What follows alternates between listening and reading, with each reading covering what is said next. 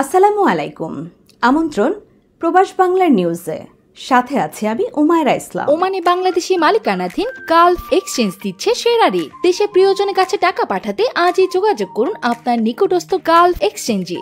Gulf exchange, বাংলাদেশিদের প্রিয় exchange. ওমানের সিনাস উপকূলে 29 কেজির বেশি মাদক সহ 2 প্রবাসী আটক।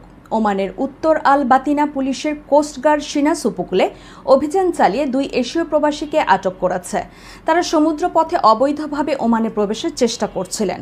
আটককৃতদের কাছ থেকে উদ্ধার করা হয়েছে 29 কেজির বেশি ক্রিস্টাল মেথ ও মানসিক উত্তেজক ট্যাবলেট, যা দেশব্যাপী সরবরাহ ও মাদক ব্যবসার উদ্দেশ্যে আনা হয়েছিল বলে জানা গেছে। পুলিশ জানিয়েছে তাদের বিরুদ্ধে আইনি প্রক্রিয়া সম্পন্ন করা হচ্ছে। ওমান কর্তৃপক্ষ মাদক পাচার ও অবৈধ অনুপ্রবেশ রোধে কঠোর অবস্থানে রয়েছে।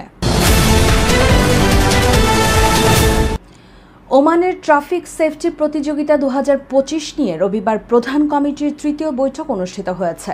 বৈঠকটি অনুষ্ঠিত হয় ডিরেক্টরেট জেনারেল অব ট্রাফিকের কার্যালয়ে। সভায় সভাপতিত্ব করেন পুলিশের অপারেশন বিভাগের সহকারী মহাপরিদর্শক ও কমিটির প্রধান মেজর জেনারেল আবদুল্লাহ আলী আল হার্থি। এতে বিভিন্ন সরকারি প্রতিষ্ঠানের প্রতিনিধিরা উপস্থিত ছিলেন।